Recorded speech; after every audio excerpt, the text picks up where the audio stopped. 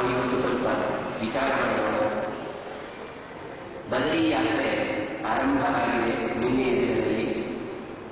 ಆಚಾರ್ಯರು ಬದರಿ ಕ್ಷೇತ್ರಕ್ಕೆ ಹೋಗಿದ್ದಾರೆ.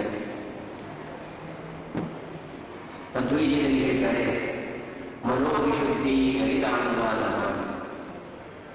ಏನು ಗುರುಗಳ ಚರಿತ್ರೆ ಉಂಟು, ಅದನ್ನು ಪ್ರವಚನ ಮಾಡುವುದಾಗಿ, ಓದುವುದಾಗಿ, ಹೇಳುವುದಾಗಿ ಯಾಕೆ ಕೇಳಿದರೆ, ಮನೋವಿಶುದ್ಧಿ, ಮನಸ್ಸಿನ ಶುದ್ಧಿಗೋಸ್ಕರ ಆಗುವುದು. ಎಷ್ಟೋ ತರಹಾಗಿ ನಮ್ಮಲ್ಲಿ ಒಂದು ದಕ್ಷಿಣ ಕನ್ನಡದಲ್ಲಿ ಸಂಪ್ರದಾಯ ಇದೆ. ದುರ್ಗಾ ಪೂಜೆ ಅಂತ ಮಾಡುತ್ತೇವೆ. ತಪ್ಪಲ್ಲ ಮದುವೆ ಇಟ್ಕೊಂಡು ಬಂದು ಅವರನ್ನು ತಂದು ನಾಶ ಮಾಡಿ, ಹೀಗೆ ಯಾವಾಗಲೂ ಓದಿದ ಕಥೆಯೇ ಓದು. ಒಬ್ಬರು ಕೇಳಿದೆ, ಅದು ಯಾವತ್ತೋ ಒಂದು ಕಾಲಘಟ್ಟದಲ್ಲಿ ಆದದ್ದು ಸಾಧಾರಣ ಸೂರ್ಯ ಸಮಯ ಸಾಧಾರಣವಂತರ ಕಾಲದಲ್ಲಿ ನಡೆದಂಥ ಒಂದು ಘಟನೆ ಮತ್ತೆ ಬದಲಿಗೆ ಯಾಕೆ ಪಾರಾಯಣ ಮಾಡ್ತೀವಿ ಎಂದೋ ನನ್ನ ಘಟನೆ ಮತ್ತೆ ಮತ್ತೆ ಯಾಕೆ ಪಾರಾಯಣ ಮಾಡಬೇಕು ಅಂತ ಕೇಳಿದ್ರೆ, ಅದಕ್ಕೊಂದು ಹೇಳ್ತಾರೆ, ಹಿಂದೆ ಹೇಗಿತ್ತು ಕೇಳಿದರೆ, ಒಂದು ಅಸುರರ ಗಣ ಬೇರೆ, ದೇವತೆಗಳ ಗಣ ಬೇರೆ, ಎಲ್ಲಿಯೂ ಲೋಕವು ಬೇರೆ ಬೇರೆಯಾಗಿತ್ತು. ಕೃತಯುಗದಲ್ಲಿ ಹಿರಣ್ಯ ಪಾತಾಳ ಲೋಕದಲ್ಲಿ ಇದ್ದರು, ದೇವತೆಗಳು ಸ್ವರ್ಗದಲ್ಲಿ ಇದ್ದರು. ಮುಂದೆ ಬಂದು ತ್ರೇತಾಯುಗ, ರಾಮಾಯಣ. ಆ ರಾಮಾಯಣ ಕಾಲದಲ್ಲಿ ಏನಾಯ್ತು ಕೇಳಿದ್ರೆ, ಭೂಲೋಕಕ್ಕೆ ಬಂದರು ಅಸುರರು ಮತ್ತು ದೇವತೆಗಳು. ಅಯೋಧ್ಯೆಯಲ್ಲಿ ರಾವಣ. ಸರಿ, ಮುಂದೆ ಬರುವಂತಹ ಕಾಲಘಟ್ಟದಲ್ಲಿ ದ್ವಾಪರ ಯುಗಗಳು. ಒಂದೇ ಮನೆಯಲ್ಲಿ ದೇವತೆಗಳು ಮತ್ತು ಅಸುರರು ಸೇರಿಬಿಟ್ಟು ಕೌರವರು ಮತ್ತೆ ಪಾಂಡವರು. ಹಾಗಾದರೆ ಕಲಿಕಾಲದಲ್ಲಿ ಒಂದೇ ಮನುಷ್ಯರಲ್ಲಿ ಈ ದೇವತೆಗಳು ಮತ್ತೆ ಅಸುರರು ಇಬ್ಬರು ಕೂಡ ಬಂದು ಬಿಡ್ತಾರೆ. ನಮಗೆ ಕೆಲವು ಸಲ ಒಳ್ಳೆದು ಮಾಡುವ ಅಂತ ಕಾಣ್ತದೆ, ಕೆಲವು ಸಲ ಕೆಟ್ಟದ್ದು ಮಾಡುವ ಅಂತ ಕಾಣ್ತದೆ. ಹೀಗೆ ನಮ್ಮಲ್ಲಿ ವಿಚಾರ ವಿಮರ್ಶೆಗಳಾಗ್ತಾ ಇದ್ದಾರೆ. ಹಾಗಾದ್ರೆ ಏನ್ ಮಾಡಬೇಕು ಕೇಳಿದ್ರೆ, ಮನೋವಿಶುದ್ಧಿ ಅಧಿಕಾರವಾದ ಯಾವಾಗಲೂ ಭಗವಂತನ ಕಥೆಗಳನ್ನು ಅಥವಾ ಹಿಂದೆ ನಡೆದಂತಹ ಘಟನೆಗಳನ್ನು, ಪುರಾಣಗಳನ್ನು ಅಧ್ಯಯನ ಮಾಡಿಕೊಂಡಾದ್ರೆ ಅಥವಾ ಮಹಾತ್ಮರ ಅಧ್ಯಯನ ಮಾಡಿಕೊಂಡಿದ್ರೆ ಮನಸ್ಸು ಎನ್ನುವುದು ಶುದ್ಧ ಆಗುತ್ತದೆ, ಕೆಟ್ಟ ವಿಚಾರಗಳು ಬರುವುದಿಲ್ಲ. ಹಾಗಾಗಿ ಅಂತಹ ಭಗವಂತನ ಮತ್ತೆ ಮಧ್ವ ಲೋಹಿಯ ಪ್ರಯುಕ್ತವಾಗಿ ನಾವು ಆ ಮಧ್ವಾಚಾರ್ಯರ ಚರಿತ್ರೆ ಉಂಟು, ಅದನ್ನು ಕೇಳಬೇಕು. ಸಂಕ್ಷೇಪವಾಗಿ ಹೇಳುವಂದರೆ, ಆಚಾರ್ಯ ಮಧ್ವರು ಬದರಿಗೆ ಹೋಗ್ತಾರೆ. ಬದರಿಗೆ ಹೋಗಿ ಬಳಿಕ ವೇದವ್ಯಾಸರನ್ನು ಕಾಣ್ತಾರೆ, ವೇದವ್ಯಾಸರನ್ನು ವರ್ಣಿಸ್ತಾರೆ. ವೇದವ್ಯಾಸರನ್ನು ಕಂಡ ಬಳಿಕ ಅಲ್ಲೇ ಪಕ್ಕದಲ್ಲಿ ನಾರಾಯಣನಿಗಳ ಆಶ್ರಮ ಇರುತ್ತದೆ. ಅಂತಹ ನಾರಾಯಣನಿಗಳನ್ನು ಸ್ತೋತ್ರ ಮಾಡುತ್ತಾರೆ. ಅದೇ ಭಗವಂತನ ಇನ್ನೊಂದು ರೂಪ. ಅಲ್ಲಿ ಸ್ತೋತ್ರ ಮಾಡಬೇಕಾದ್ರೆ ಎಲ್ಲ ಭಗವದ ಅವತಾರಗಳನ್ನು ಎಲ್ಲ ಚಿಂತನೆ ಮಾಡ್ತಾರೆ. ಚಿಂತನೆ ಮಾಡಿ ಅವರ ತಾವು ಶಾಸ್ತ್ರವನ್ನು ಅಧ್ಯಯನ ಮಾಡ್ತಾರೆ. ವೇದವ್ಯಾಸರನ್ನು ಅಧ್ಯಯನ ಮಾಡ್ತಾರೆ. ಅಧ್ಯಯನ ಮಾಡಿ ವೇದವ್ಯಾಸರು ಹೇಳ್ತಾರೆ, ನೀವು ಭೂಲೋಕಕ್ಕೆ ಹೋಗಪ್ಪ, ಹೋಗಿ ಅಲ್ಲಿ ಧರ್ಮ ಪ್ರಚಾರ ಮಾಡುವುದಿಲ್ಲ. ಇವರು ಹೇಳ್ತಾರೆ, ಒಳ್ಳೆಯ ಜನ ವಿದ್ಯಾರ್ಥಿಗಳು ಹೀಗಿಲ್ಲ, ಪಾಠಗಳನ್ನು ಮಾಡುವುದು ಅದರ ವಿದ್ಯಾರ್ಥಿ ಅವರ ಸ್ವಭಾವ ಏನು ಕಣ್ಣಿ ಹೋಗಿದೆ. ಹಾಗಾಗಿ ನೀನು ಹೋಗಿ ಅದನ್ನು ಉಳಿಸಬೇಕು, ಅವರ ಸ್ವಭಾವ ಯೋಗ್ಯತೆಯನ್ನು ನೀನು ಮೆರೆಸಬೇಕು ಅಂತ ಹೇಳ್ತಾರೆ. ಮುಂದೆ ಅವರು ಬರ್ತಾರೆ, ಪಾಠ ಪ್ರವಚನಗಳನ್ನು ಪ್ರಾರಂಭ ಮಾಡ್ತಾರೆ. ಇದಿಷ್ಟು 7 ಮಂದಿ ಕೇಳಿದಾರ. ಏನು ಮತ್ತೊಂದು ಸಾರಾಂಶ ಏನು ಆರಂಭ ಹೇಳಿದೆ, 7ನೇ ಸಂದರ್ಭದಲ್ಲಿ ಆರಂಭ ಆಗ್ತದೆ. ಮಧ್ವಾಚಾರ್ಯರು ಬದರಿಕಾಶ್ರಮದಲ್ಲಿ ವೇದವ್ಯಾಸರು ಕಾಣಿಸಿ ಹೋಗ್ತಾ ಇದ್ದಾರೆ. ಆರಂಭ ಮಾಡುವ ಶ್ಲೋಕ ಇದೆ, ಅಥ ಹಿಮವತೆ ಕಾಣ್ತಾನೆ. ಹಿಮವತ ಅಂದರೆ ಹಿಮಾಲಯ ಪರ್ವತದ ತಟದಲ್ಲಿ ಅಥ ಆರಂಭ ಶ್ಲೋಕ. ಏನು ಅಥ ಅಂದರೆ ಮಂಗಳಾಚರಣೆ. ಓಂಕಾರ ಶಬ್ದಶ್ಚ ನಾವೇನು ಬ್ರಹ್ಮಣಪುರ ಕಂಠಕಂಠಿತ್ವ ಹಿರಿಯಾದರು ತಸ್ಮಾತ್ ಮಾಂಗಲಿಕಾದರು. ಅಂದರೆ ಮಂಗಳಾಚರಣೆ ಎನ್ನುವಂಥದ್ದು ಇಡೀ ಗ್ರಂಥದ ಆದಿಯಲ್ಲಿ ಮಾಡಿದರೆ ಸಾಕು. ಅಥ ಓಂಕಾರಕ್ಕೆ ಅಥ ಎನ್ನುವಂಥದ್ದು ಹಯಗ್ರೂಪಿ ಭಗವಂತನಿಂದ ಮೊದಲು ಉಚ್ಚರಿಸಲ್ಪಟ್ಟಂತಹ ಶಬ್ದ. ಹಾಗಾಗಿ ಓಂ ಅಥವಾ ಅಥ ಅಂದರೆ ಅದು ಮಂಗಳ ಅಂತ.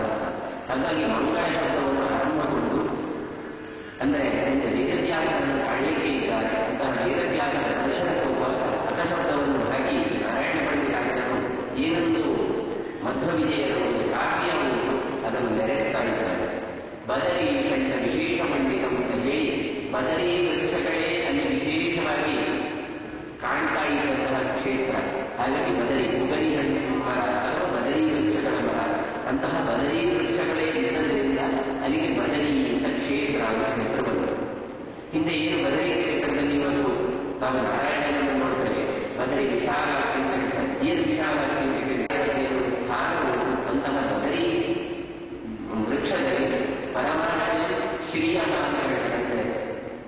ಲಕ್ಷ್ಮೀ ಇದ್ದು ಅಂತಹ ಲಕ್ಷ್ಮಿಯನ್ನು ಸುಂದರೀಕೃತ, ಇದನ್ನು ಉಪಯೋಗ ಮಾಡಿದ ಅವರು ಹೇಳಿದರೆ ಸುಂದರೀಕೃತ ಅಂದರೆ ಸುಂದರಿಯಾದಂತಹ ಲಕ್ಷ್ಮಿಯನ್ನು ಸುಂದರವಾಗಿ ಆರಂಭ ಮಾಡ್ತಾರೆ.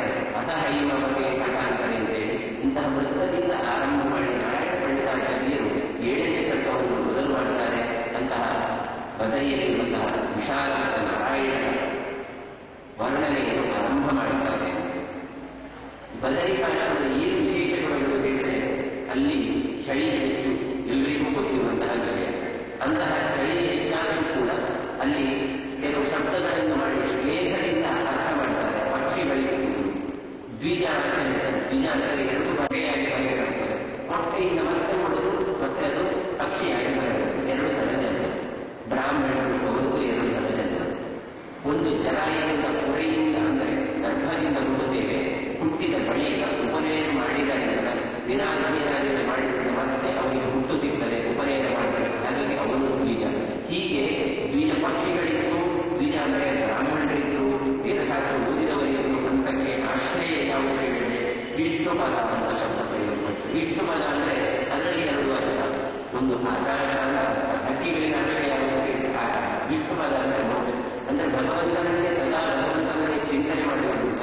ಹೀಗೆ ಅಲ್ಲಿ ಆಂಜನೇಯರಿಗೆ ವಿಷ್ಣುವನ್ನು ಸ್ಮರಿಸುವಂತಹ ಐತರೆಯ, ಕೌಶಿಕ, ಭಾಸ್ಕರ, ಜಾಗಲ್ಯ, ಮೈಂಡಿ ಹೀಗೆ ಎಲ್ಲ ಋಷಿಗಳು ಕೂಡ ಏನು ಮಾಡಬೇಕು ಅಂತ ಹೇಳಿದರೆ ಸ್ಥಾನಂತಹ ಬದರಿಕಾಶ್ರಮವನ್ನು ಆಚಾರ್ಯರು ಕಂಡರು ಅಂತ ಹೇಳಿ ಬದರಿಕಾಶ್ರಮದಲ್ಲಿ ಹೇಳ್ತಾರೆ. ಮಾತ್ರ ಅಲ್ಲ, ಅಲ್ಲೊಂದು ಹೇಳ್ತಾರೆ ಅಂತ ಹೇಳಿದ್ರೆ ಮನೋಹರವಾದ ಪಕ್ಷಿಗಳಿದ್ದು ಅವರು ಒಳ್ಳೆ ಶಬ್ದವನ್ನು ಉಂಟು ಮಾಡುತ್ತಾ ಇದ್ದು. ಹಾಗಾಗಿ ಬೇರೆ ಏನೇನಿಲ್ಲ, ಶುಕಾಚಾರ್ಯರೇ ಮೊದಲಾದಂತ ಅಂದರೆ ಅಲ್ಲಿ ಪಕ್ಷಿಗಳನ್ನು ಹೇಳುವುದು ಶುಕಾಚಾರ್ಯರೇ ಮೊದಲಾದವರು ಭಾಗವತಾದಿಗಳೊಂದಿಗೆ ಪಾರಾಯಣ ಮಾಡ್ತಾ ಇದ್ದರು. ಹಾಗೆ ಶುಕ ಅಂದರೆ ಗಿರಿಗಳು ಬಂದು ಈ ಶಬ್ದ ಮಾಡ್ತಾ ಇದ್ದು. ಹೀಗೆ ಪ್ರತಿಯೊಂದರಲ್ಲಿ ಕೂಡ 2-3 ಅರ್ಥವನ್ನು ಹೇಳ್ತಾ ಹೋಗ್ತಾರೆ. ಮುಂದೆ ಹೇಗೆ ಕಂಡು ಬಗ್ಗೆ ವರ್ಣನೆ ಮಾಡಬೇಕಾದ್ರೆ ನಾನು ವೈಕುಂಠವಿವ ಅಚ್ಯುತಾಲಯ ಹೇಗೆ ಅವರಿಗೆ ಕಂಡಿದ್ದು ಕೇಳಿದರೆ ಆ ಬದರಿ ಕ್ಷೇತ್ರ ಅಂದರೆ ಮೂಲ ಬದರಿ ಅದು ಅಚ್ಯುತಾಲಯ ಭಗವಂತನ ಒಂದು ಏನು ಕ್ಷೇತ್ರ ಉಂಟು. ಚ್ಯುತಿ ಇಲ್ಲದೆ ಇರುವಂತಹ ವೈಕುಂಠದ ಮತ್ತಾರ್ಯ ಮಾತ್ಸರ್ಯ ಇಲ್ಲದಂತಹ ಕ್ಷೇತ್ರ ಆಗಿದ್ದು, ಅಂತಹ ಕ್ಷೇತ್ರಕ್ಕೆ ಹೋಗಿಯೂ ಕೂಡ ಸಾಮಾನ್ಯರಿಗೆ ಸಾಧ್ಯ ಇಲ್ಲ. ಅಂತಹ ಒಂದು ಪವಿತ್ರವಾದ ಕ್ಷೇತ್ರ ಬದರಿ ಕ್ಷೇತ್ರ ಅಂತ ಹೇಳ್ತೇವೆ. ಇಲ್ಲಿ ಹಾಗೆ ಒಬ್ಬ ಋಷಿಗಳಿಗಿದ್ರೆ ಆ ಕ್ಷೇತ್ರ ಇಲ್ಲಿ ಅದಕ್ಕೆ ಪ್ರಭಾವ ಆಗ್ತದೆ. ಯಾಕೆ ಕೇಳಿದರೆ ಒಬ್ಬ ಬ್ರಾಹ್ಮಣರಾಗಿ ಋಷಿಗಳಾಗಿ ಏನು ಹೇಳ್ತಾರೆ, ಲೋಕ ಸಮಸ್ತ ಸುಖಿನೋ ಭವಂತು, ನನಗೆ ಮಾತ್ರ ಒಳ್ಳೆಯದು ಮಾಡಿಯಪ್ಪ, ಬೇರೆಯವರಿಗೆ ಯಾರು ಹೇಳುವುದೇ ಇಲ್ಲ. ಮತ್ತೇನು ಕೇಳಿದರೆ ಎಲ್ಲ ಲೋಕಕ್ಕೂ ಒಳ್ಳೆಯದಾಗಲಿ. ಹಾಗಾಗಿ ಅವರ ತಪಶಕ್ತಿಯಿಂದ ಆ ಪರಿಸರಕ್ಕೂ ಕೂಡ ಪರಿಣಾಮವಾಗಿ ಎಲ್ಲ ಪ್ರಾಣಿಗಳು ವೈರತ್ವವನ್ನು ಬಿಡುತ್ತದೆ. ಹಾಗಾಗಿ ಆಶ್ರಮಗಳಲ್ಲಿ ಹುಲಿ ಮಟ್ಟದ ಒಂದೇ ಕಡೆಗೆ ಬಂದು ನೀರು ಕುಡಿತಾ ಇದ್ದು ಇತ್ಯಾದಿಗಳೆಲ್ಲ ಕೇಳಿದ್ರು. ಏನು ಕೇಳಿದರೆ ಭಗವಂತನ ಒಂದು ಅನುಗ್ರಹದಿಂದಾಗಿ ಆ ಒಂದು ಹೇಳಬೇಕಾದ್ರೆ ಧಿಯೋ ಯೋ ನಃ ಪ್ರಚೋದಯ ಅಂತ ಹೇಳಿ, ಏನು ಧಿಯೋ ಯೋ ನಃ ಅಂದರೆ ನಮ್ಮ ಬುದ್ಧಿಯನ್ನು ಪ್ರಚೋದನೆ ಮಾಡುವಂತಹ ಭಗವಂತನನ್ನು ನಾನು ಧ್ಯಾನ ಮಾಡ್ತೇನೆ, ನನ್ನ ಬುದ್ಧಿ ಮಾತ್ರ ಅಂತ ಹೇಳಿ ಬಹುವಚನ ಶಬ್ದ ಪ್ರಯೋಗ ಮಾಡಿದ್ದಾರೆ. ಹಾಗಾಗಿ ಒಬ್ಬ ಯತಿಗಳನ್ನು ಅಥವಾ ಒಬ್ಬ ಬ್ರಾಹ್ಮಣರು ಒಬ್ಬ ಕ್ಷೇತ್ರದಲ್ಲಿ ಹೋಗಿನಾರು ಕರ್ಮಾನ ಮಾಡಿದಂತಾದರೆ ಅದು ಲೋಕಕ್ಕೆ ಕ್ಷೇಮ. ಅಂತಹ ಬದರಿಯಲ್ಲಿ ಕೂಡ ಅಪರಸ್ಪರವಾಗಿ ಒಂದು ಮಾತ್ಸರ್ಯ ಇತ್ಯಾದಿಗಳನ್ನು ದ್ವೇಷಭಾವನೆಯನ್ನು ಇಟ್ಟಂತಹ ಬ್ರಾಹ್ಮಣರೆಲ್ಲ ಅಥವಾ ಒಂದು ವೇದಾಧ್ಯಯನ ಮಾಡುವುದು ವೈರಾಗ್ಯಗಳು ಋಷಿಗಳು ಇವರೆಲ್ಲ ಅಲ್ಲಿ ಭಗವಂತನ ಸ್ತೋತ್ರ ಮಾಡುತ್ತಾ ಇದ್ದರು. ಅಂತಹ ವೈಕುಂಠಕ್ಕೆ ಸಮಾನವಾದಂತಹ ಸ್ಥಾನವನ್ನು ಶ್ರೀಮನ್ನಾರಾಯಣ ಸ್ಥಾನವಾದ ಬದರಿಯನ್ನು ಮಧ್ವಾಚಾರ್ಯರು ಕಾಣುತ್ತಾರೆ. ಮುಂದೆ ತಮಿಳು ಕಂಡದಲ್ಲಿ ಬದರಿ ಕ್ಷೇತ್ರವನ್ನು ಕಂಡರು. ಇವರು ಅಲ್ಲಿ ಹೋಗಬೇಕಾದ್ರೆ ಇವರನ್ನು ಅವರು ಹೇಗೆ ಕಂಡಿದ್ರು ಅಂತ ಹೇಳ್ತಾರೆ. ಮಧ್ವಾಚಾರ್ಯ ಬರಬೇಕಾದ್ರೆ ಜನ ಎಲ್ಲ ಕಣ್ಣು ಬಾಯಿ ಹಿಡ್ಕೊಂಡು ನೋಡಿದ್ದಾರೆ ಅಲ್ಲಿಯ ಕ್ಷೇತ್ರದವರು. ಯಾಕೆ ಕೇಳಿದರೆ ಇದು ವಿಚಿತ್ರವಾದ ಶರೀರ, ಉನ್ನತ ಶರೀರ, 32 ಲಕ್ಷಣಗಳನ್ನು ಹೊಂದಿದಂತಹ ಶರೀರ. ಅಂತಹ ಶರೀರ ನೋಡಿದಾಗ ಆಶ್ಚರ್ಯ ಆಗ್ತದೆ. ಹಾಗಾಗಿ ಉದಾರ ಲಕ್ಷಣ ಏನು 32 ಲಕ್ಷಣಕ್ಕೆ ಏನಷ್ಟು ಮಹತ್ವ ಕೇಳಿದ್ರೆ ಹೇಳ್ತಾರೆ, ಒಬ್ಬರ ಯೋಗ್ಯತೆಯನ್ನು ಅಳಿಯಬೇಕಾದ್ರೆ ಶರೀರದಿಂದ ನಾವು ಆರಂಭ ಮಾಡುತ್ತೇವೆ. ಹಿಂದೆ ವೇದಗಳಿಗೆ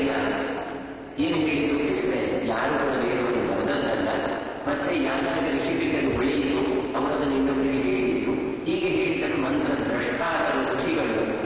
ಹಾಗೆ ಮಂತ್ರದ್ರಷ್ಟಾದ ಋಷಿಗಳು ನಾವು ಒಂದು ಋಷಿ ಅಂತ ಹೇಳ್ಬೋದಲ್ಲ ಹೇಳಿದ್ರೆ ಹಾಗೆಲ್ಲ ಆಗೋದಿಲ್ಲ. ಮತ್ತೇನು ಕೇಳಿದ್ರೆ ನಿಮಗೆ ಒಂದು ಕಡಿಮೆ ಪಟ್ಟು 28 ಲಕ್ಷಣ ಬೇಕು ಹೇಳ್ತಾರೆ. ಒಬ್ಬ ಋಷಿ ಆಗಬೇಕಾಗಿದ್ರೆ 28 ಲಕ್ಷಣ ಇರಬೇಕು. ಅದಕ್ಕಿಂತ ಕಡಿಮೆ ಇಲ್ಲದ ಲಕ್ಷಣ ಇದ್ದು ಆದರೆ ನೀವು ಒಂದು ಋಷಿಗಳು ಅಂತ ಆಗಬಹುದು. ಹಾಗಾಗಿ ವಶಿಷ್ಠಾದಿಗಳಿಗೆ ಅಷ್ಟೊಂದು ಲಕ್ಷಣ ಇದ್ದು ಅವರು ಏನಾದರೂ ಒಂದು ಮಂತ್ರ ಮಂತ್ರ ಅಂತ ಹೇಳಿದ್ರೆ ಅವರಿಗೆ ಕಂಡದೊಂದು ಒಪ್ಪುವುದೇ ಬರಬಹುದು. ನಾವು ನೀವು ಹೋಗಿ ನಾಳೆ ಒಂದು ಮಂತ್ರ ಕಂಡಿದ್ದೇನೆ, ಇದು ನಾನು ಕಂಡ ಮಂತ್ರ ಇಲ್ಲ, ನಾಳೆ ಹೇಳಿಕೆ ಹೇಳಿದೆ, ಅದಾಗುವುದಿಲ್ಲ ಅಂತ ಹೇಳಿ. ಹಾಗಾಗಿ ಲಕ್ಷಣಗಳು ಯಾಕೆ ಹೇಳಿದ್ರೆ ಜನರು ಮೋಸ ಮಾಡಲು ತಪ್ಪಿಸಲಿಕ್ಕೋಸ್ಕರ ಅವರ ವ್ಯಕ್ತಿತ್ವವನ್ನು ಗುರುತಿಸಲಿಕ್ಕೋಸ್ಕರ ಇದು ಸಹಕಾರಿಕ.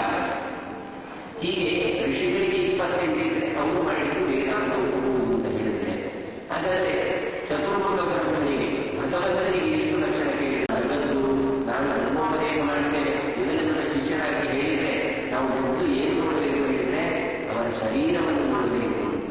ಅಂತಹ 32 ಲಕ್ಷಣವುಳ್ಳದ್ದು ಅತಿಶಾಂತ ಬಹು ನಿಶಾಂತ ಅತಿಶಾಂತವಾದಂತಹ ಬಹು ಇತ್ತು ಇವತ್ತು.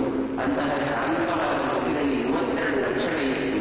ಹಾಗಾದರೆ ಏನಿತ್ತು 32 ಲಕ್ಷಣಗಳು ಯಾವುದು ಹೇಳಿದ್ರೆ ಅದು ಬೇರೆ ಬೇರೆ ಗ್ರಂಥದಲ್ಲಿ ಉಲ್ಲೇಖ ಮಾಡಿದ್ದಾರೆ. ಪಂಚದೀರ್ಘ ಪಂಚಸೂಕ್ಷ್ಮ ಸಪ್ತರಕ್ತ ಋಣಃ ತ್ರಿಕೃತು ನಗುಗಂಭೀರು ಮಾತೃಂಶನ್ ಲಕ್ಷಣ ಸ್ಥಿತಿ 32 ಲಕ್ಷಣ ಮಧ್ವಾಚಾರ್ಯರ ಶರೀರದಲ್ಲಿ ಅಂತ ಹೇಳ್ತಾರೆ. ಯಾವುದು ಕೇಳಿದ್ರೆ 5 ಭಾಗಗಳು ದೀರ್ಘವಾಗಿರಬೇಕಾಗುತ್ತೆ. ಬಾವು 2 ಕೈಗಳು ಕೂಡ ದೀರ್ಘ. ಹಾಗಾಗಿ ನಾವು ಕೆಳಗಿನ ಕಾಲಿನ ಗಂಟೆಗೆ ಅಂತ ಹೇಳ್ತಾರೆ. ಇಲ್ಲಿ ಏನು ಹೇಳ್ತಾರೆ 32 ಲಕ್ಷಣಗಳು ಇರಬೇಕು. ಅದು ಮಾತ್ರ ಚತುರ್ಮುಖ ಬ್ರಹ್ಮ ಅಥವಾ ಪ್ರಾಣದೇವರು ಅಥವಾ ಬ್ರಹ್ಮಬಲಿಗೆ ಬರುವಂಥದ್ದು ಒಂದು ಭಗವಂತನಿಗೆ ಇರುವಂತಹ ಲಕ್ಷಣಗಳು. ಹಾಗಾಗಿ ಕಾಲು ಕೈ ಎನ್ನುವಂಥದ್ದು ನೀಳವಾಗಿರಬೇಕು, ಉದ್ದ ಆಗಿರಬೇಕು. ಇನ್ನು ಅದು ಉದ್ದ ಆಗಿರಬೇಕು. ಇದು ಹನು ಅಂದರೆ ಈ ಭಾಗ ಅಥವಾ ಕುಕ್ಷಿ ಅಂತ ಹೇಳಿ ಕೆಲವರಲ್ಲಿ ಅಭಿಪ್ರಾಯ. ಹೊಟ್ಟೆ ಎನ್ನುವಂಥದ್ದು ಕೂಡ ದೀರ್ಘ ಆಗಿರಬೇಕು, ಕಣ್ಣುಗಳು ದೀರ್ಘ ಆಗಿರಬೇಕು. ಎಷ್ಟು ದೀರ್ಘ ಕೇಳಿದ್ರೆ ಕಿವಿಯನ್ನು ತಾಗುವಷ್ಟು ದೀರ್ಘ ಆಗಿರಬೇಕು ಹೇಳ್ತಾರೆ. ಹಾಗಾಗಿ ನಾವು ನೃತ್ಯಾದಿಗಳಲ್ಲಿ ನೋಡಿರುವುದು, ಯಕ್ಷಗಾನಗಳಲ್ಲಿ ನೋಡಿರುವುದು ಅಷ್ಟು ದೀರ್ಘ ಬರುತ್ತದೆ. ಮತ್ತೇನು ಮಾಡಿ ಹೇಳಿದ್ರೆ ಯಾವುದೋ ಬಣ್ಣ ತೆಗೆದುಕೊಂಡು ಹೇಳ್ಕೊಂಡು ಕಾಡಿಗೆಲ್ಲ ಹಾಕಿಕೊಂಡು ದೀರ್ಘವಾಗಿ ಮಾಡಿಕೊಡ್ತೇವೆ. ಹಾಗೆ ಕಣ್ಣು ಎನ್ನುವುದು ಕಿವಿಗೆ ತಾಗುವ ಹಾಗಿರಬೇಕು, ಅಂತಹ ದೀರ್ಘವಾಗಿರಬೇಕು, ದೀರ್ಘ ಆಗಿರಬೇಕು. ಹೀಗೆ 5 ಜಾಗ ದೀರ್ಘ ಆಗಿರಬೇಕು. ಪಂಚಸೂಕ್ಷ್ಮ ಮತ್ತೆ 5 ಸ್ಥಾನ ಅದು ಬಹಳ ಚಿಕ್ಕದಾಗಿರಬೇಕು ಅಂತ ಹೇಳ್ತಾರೆ. ಯಾವುದು ಕೇಳಿದ್ರೆ ಕೈಯ ಬೆರಳಿನ ಗಂಟೆ, ಕೈಯ ಗಂಟೆ ಅದು ಚಿಕ್ಕದಾಗಿರಬೇಕು.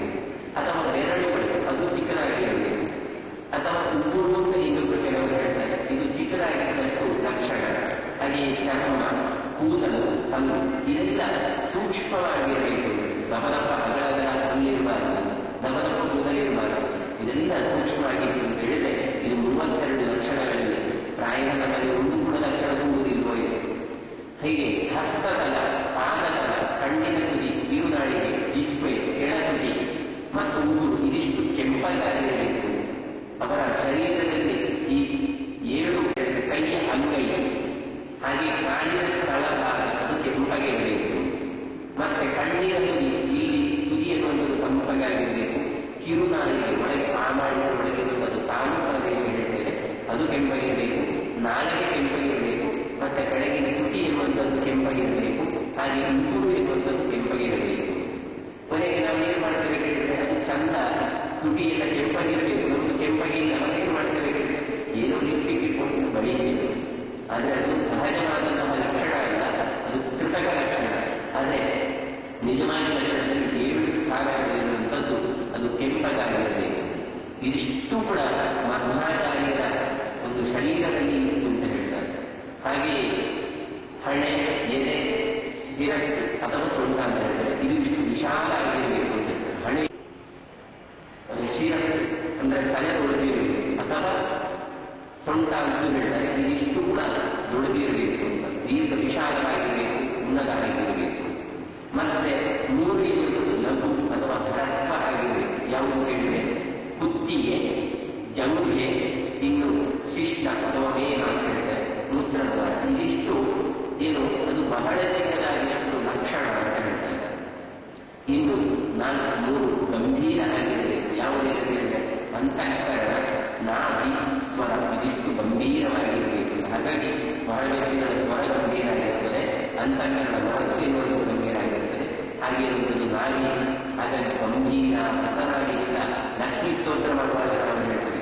ಇದೆಲ್ಲ ಏನು ಹೇಳಿದ್ರೆ ದೇವತೆಗಳಲ್ಲಿರುವಂತಹ 32 ಲಕ್ಷಣ. ಇಂತಹ ಪ್ರತಿಮೆಯನ್ನು ನಾವು ನೋಡಬಹುದು. ಅದು ಆಗಿಲ್ಲ ಹೇಳಿದರೆ ವಾಜರಾಜರ ವಿಗ್ರಹವನ್ನು ಹಿರೇಮಠದಲ್ಲಿ ನಿತ್ಯ ಪೂಜೆಗೆ ಇಡ್ತಾರೆ. ವಾಜರಾಜ ವಿಗ್ರಹ, ಆ ವಾಜರಾಜ ವಿಗ್ರಹವನ್ನು ಇಟ್ಟುಕೊಂಡು ಪಾಠ ಮಾಡಿದರೆ ಅಷ್ಟು 32 ಲಕ್ಷಣ ಅದಕ್ಕೆ ಹೋಲಿಕೆ ಆಗ್ತದೆ. ಹಾಗಾದರೆ ಅಷ್ಟು 32 ಲಕ್ಷಣ ಇದ್ದದ್ರಿಂದಲೇ ರಾಜರನ್ನು ಮುಜುಗುಳುವುದು ನಾವು ತಾಲೀಮು ಮಾಡಿರಬಹುದು. ಅದಕ್ಕೆ ರಾಜರ ನೋಡಿರಿ ತೇಜರ ಪಾಡಿದ ಹಾಡಿನಲ್ಲಿ ಕೂಡ ರಾಜರ ಲಕ್ಷಣ ಎಲ್ಲ ಹೇಳ್ತಾ ಇದ್ದಾರೆ. ಹೀಗಾಗಿ ಲಕ್ಷಣವನ್ನು, ಶರೀರದ ಲಕ್ಷಣವನ್ನು ನೋಡಿಕೊಂಡು ಆ ದೇವತೆಗಳೆಲ್ಲ ಇದ್ದವರು, ಬ್ರಾಹ್ಮಣರು, ಬೀಜರೆಲ್ಲ ಆಶ್ಚರ್ಯಚಕಿತರಾಗಿರುವಂತಾದರೆ ಇದು ಯಾವ ಹಾಗಾದರೆ 20-32 ಲಕ್ಷಣ ಉಂಟು. ಅದರಲ್ಲಿ ಎಷ್ಟು ಲಕ್ಷಣ ಇರಬೇಕು ಅಂತಾದರೆ ಪ್ರಾಯ ಇದು ಪ್ರಾಣದೇವರೇ ಇರಬೇಕು ಅಥವಾ ಚತುರ್ಮುಖ ಬ್ರಹ್ಮನೇ ಇರಬೇಕು. ಇದು ಬಿಟ್ಟು ಬೇರೆ ಯಾರೂ ಇಲ್ಲ. ಕೋಯಂ ಸ್ವಯಂ ಮೂರು ಪುರುಷ, ಯಾರು ಈ ವ್ಯಕ್ತಿ. ಮತ್ತೆ ಹತ್ತಿರ ಬರ್ತಾ ಇದ್ದಾರೆ ಮಧ್ವಾಚಾರ್ಯರು. ಅವರನ್ನು ನೋಡಿದಾಗ ಭಕ್ತ ವರ್ಣನೆ ಮಾಡ್ತಾರೆ. ಅತಿಶಾಂತ ಚಂದ್ರ ಹೇಗಿರ್ತಾನೆ, ಶಾಂತನಾಗಿರ್ತಾನೆ, ಸೂರ್ಯ ಉಗ್ರನಾಗಿರ್ತಾನೆ. ಆದರೆ ಇವರಲ್ಲಿ ನೋಡಿದ್ರೆ 2 ಗುಣಗಳು ಉಂಟು. ಒಂದ್ಸಲ ನೋಡಿದ್ರೆ ಶಾಂತವೂ ಹೌದು, ಸೂರ್ಯನಾಗಿ ಪ್ರಕಾಶಯುಕ್ತವೂ ಹೌದು. ಹಾಗಾಗಿ ಉತ್ತಮ ಪುರುಷರ ಏನೆಲ್ಲ ಲಕ್ಷಣ ಉಂಟು ಅದೆಲ್ಲ ಉಂಟು. ಹಾಗಾಗಿ ಅನುಸರಣೆ ಮಾಡಿದಂತೆ ಇವರಿಗೆ ಯಾರು ಉಪಮಾನ ಕೊಡುವುದು ಅವರ ಹಾಗೆ ಇನ್ನೊಂದು ನಾವು ಹೇಳುವ ಹಾಗೆ ಯಾಕೆ ಹೇಳಿದರೆ ಭುವನೇಶ್ವರ ಲಭ್ಯತೆ. ಭುವನದಲ್ಲಿ ಜಗತ್ತಿನಲ್ಲಿ ಇವರಿಗೆ ಒಂದು ಉದಾಹರಣೆ ವ್ಯಕ್ತಿಗಳು ಕೇಳಿದರೆ ಇನ್ನೊಂದು ಸಿಕ್ಕುವುದಿಲ್ಲ. ಹಾಗಾಗಿ ಅಂತಹ ಅವರ ಹಾಗೆ ಇವರ ಹಾಗೆ ಹೇಳುವ ಹಾಗೆ ಇಲ್ಲ. ಇದು ಅಪ್ರತಿಮವಾದಂತಹ ರೂಪ ಅಂತೇಳಿ ಅಲ್ಲಿಯ ಏನು ಬ್ರಾಹ್ಮಣರು, ಅಲ್ಲಿಯ ಋಷಿಗಳು ಈ ಪದವನ್ನು ನಾರಾಯಣ ಪಂಡಿತಾಚಾರ್ಯ ಹೇಳ್ತಾರೆ. ಮಾತ್ರ ಅಲ್ಲ, ಅವರ ಚಿಹ್ನೆಗಳನ್ನು ಕೂಡ ನೋಡಿ ಆಶ್ಚರ್ಯ ಆಗ್ತಾರೆ. ಯಾಕೆ ಹೇಳಿದರೆ ಬಹುದೂರ ನಡೆದುಕೊಂಡು ಬಂದಿದ್ದಾರೆ. ಪರಮಾಶ್ರಮಿಣವನ್ನು ಜನಶ್ರಮದ ಅಷ್ಟು ದೂರ ಬದರಿ ಕ್ಷೇತ್ರದಲ್ಲಿ ನಡೆದು ಕಷ್ಟ. ನಾವು ಇಲ್ಲಿ ನಡೆಯಲಿದ್ರೆ ಅರ್ಧ ಗಂಟೆ ಹೆಚ್ಚು ನಡೆಯುವ ಸಮಸ್ಯೆ ಆಗಿದೆ, ಆಯಾಸ ಆಗಿದೆ. ಆದರೆ ಅಲ್ಲಿ ಅಲ್ಲ. ಯಾಕೆ ಹೇಳಿದರೆ ಅಲ್ಲಿ ಪ್ರಾಣವಾಯು, ಆಮ್ಲಜನಕ ಮತ್ತು ಕಡಿಮೆ, ನೀರಿನ ತೇವಾಂಶ ಜಾಸ್ತಿ ಇರುತ್ತದೆ. ಹಾಗಾಗಿ ಅಲ್ಲಿ ನಮಗೆ ಆಕ್ಸಿಜನ್ ಕಡಿಮೆ ಇರೋದ್ರಿಂದ ಹೆಚ್ಚು ದೂರ ಹೆಚ್ಚು ಬೇಗ ಬೇಗ ನಡ್ಕೊಳ್ಳಿಕ್ಕಾಗುವುದಿಲ್ಲ. ಆದರೆ ಇದು ವಿಶಾಲವಾದ ದೀರ್ಘ ಶರೀರ, ಆದರೂ ಕೂಡ ದೊಡ್ಡ ದೊಡ್ಡ ಹೆಜ್ಜೆ ಇಟ್ಕೊಂಡು ನಡೆದು ಬರ್ತಾ ಇದ್ದಾರೆ. ಆದರೆ ಆಯಾಸ ಇರುವಂಥದ್ದಿಲ್ಲ. ಗತವಿಶ್ರಮಣ ಇವರಿಗೆ ಆಯಾಸವೇ ಕೈಯನ್ನು ಹೋಗಿದೆ, ಆಯಾಸ ಕಂಡು ಬರ್ತಾ ಇಲ್ಲ. ಹಾಗಾಗಿ ಆಶ್ಚರ್ಯ ಆಗಿದ್ದಾರೆ. ಇಂತಹ ಒಂದು ಆಯಾಸ ರಹಿತರಾಗಿ ಬಹಳ ಹೊಸದಾಗಿ ಹೋಗಬೇಕಾದ್ರೆ ಆಗಲಿಕ್ಕೆ ಮತ್ತೆ ಯಾರನ್ನು ಹೊತ್ತುಕೊಂಡು ಹೋಗ್ತಾರೆ ಮನೆ. ಹಾಗಾದರೆ ಆಗುವಾಗ ಮನೆ ಕೇಳಿದರೆ ಯಾರ ಸಹಾಯವಿಲ್ಲದೆ ಏಕಾಗಿ ತಾವು ನಡೆದು ಬರ್ತಾ ಇದ್ದಾರೆ. ಹಾಗಾದರೆ ಇದು ಬಹಳ ಆಶ್ಚರ್ಯ ಆಗ್ತದೆ. ನೋಡಿದರೆ ಸನ್ಯಾಸಿಗಳಿಗೆ ಇರುವಂತಹ ದಂಡ ಕಾಷಾಯವನ್ನು ಇದರಿಂದ ಧಾರಣೆ ಮಾಡಿದ್ದಾರೆ. ಆದರೆ ಮುಖ ನೋಡಬೇಕಷ್ಟು ಲಕ್ಷಣವಾದಂತಹ ಒಂದು ಶರೀರವನ್ನು ಧಾರಣೆ ಮಾಡಿದ್ದಾರೆ. ಇದನ್ನು ನೋಡಿದಾಗ ಅಲ್ಲಿವರಿಗೆ ವಿಸ್ಮಯ ಮಾತನೋಗಿ ಎಲ್ಲರಿಗೂ ಆಶ್ಚರ್ಯಪಡಿಸಿದಾಗ್ತಾರೆ. ಅಂತಹ ಪರಮಗಂಭೀರಾದಂತಹ ಸಮಸ್ತ ಲಕ್ಷಣವನ್ನು ಧಾರಣೆ ಮಾಡಿದಂತಹ ಮಧ್ವಾಚಾರ್ಯರು ಕಂಡು ಆಶ್ಚರ್ಯಚಕಿತರಾದರು ಹೇಳ್ತಾರೆ. ಇವರು ಯಾಕೆ ಬಂದು ಹೇಳಿದರೆ ವೇದವ್ಯಾಸರನ್ನು ನೋಡುತ್ತಾ ನೋಡಿಗೆ ಬರ್ತಾ ಇದ್ದಾರೆ. ನೋಡಿಗೆ ಬರುವಂಥದ್ದನ್ನು ನೋಡಿ ಆಶ್ಚರ್ಯ ಚಿಂತನೆ ಮಾಡ್ತಾರೆ. ನಾರಾಯಣರಾದಂಥ ವ್ಯಾಸರ ನೋಡಿಗೆ ಬರ್ತಾ ಇದ್ದಾರೆ. ಹಾಗಾದರೆ ಒಂದು ವರವನ್ನು ನೋಡಿ ವರ್ಣನೆ ಮಾಡ್ತಾರೆ. ಹೇಗೆ ಹೇಳಿದರೆ ಕಲ್ಪವೃಕ್ಷದಂತೆ ಬದರಿ ವೃಕ್ಷ ಹೇಗೆ ಹೇಳಿದರೆ ಕಲ್ಪವೃಕ್ಷದ ಹಾಗೆ ಉಂಟು. ಹಾಗೆ ಕಲ್ಪವೃಕ್ಷದಾಗಿ ಈ ಮಧ್ವಾಚಾರ್ಯ ಬರ್ತಾ ಇದ್ದಾರೆ. ಅಂದರೆ ಅಷ್ಟು ದೀರ್ಘವಾದ ಶರೀರ ಇವರಿಗೆ ಇತ್ತು ಉಂಟು.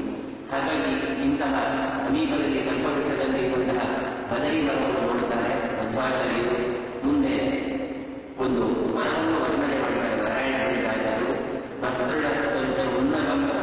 ಬಹುಶಾಖ ಒಂದು ಮರ ಹೇಗೆ ಹೇಳಿದರೆ ಅದರದ್ದು ತೊಗಟೆ ಮೃದುವಾಗಿತ್ತು, ಎತ್ತರ ಮರವಾಗಿತ್ತು. ಹಾಗೆ ಕೊಂಬೆಗಳಲ್ಲಿ ಕೊಡೆಗಿಡಾಗಿ ಮುಂದೆ ನಮ್ಮ ಮನೆ ಎಲೆ ತುಂಬಿಕೊಂಡಿತ್ತು. ಮತ್ತೆ ಎಲುಗಳೆಲ್ಲ ಹರಡಿಕೊಂಡಿತ್ತು. ಅಂದರೆ ನಾರಾಯಣರಿಗೆ ಶೇಷದೇವರ ಒಂದು ಆಶ್ರಯ ಏನಿತ್ತು ಅದನ್ನು ಹೋಲಿಕೆಯನ್ನು ನೋಡುತ್ತಾ ಈ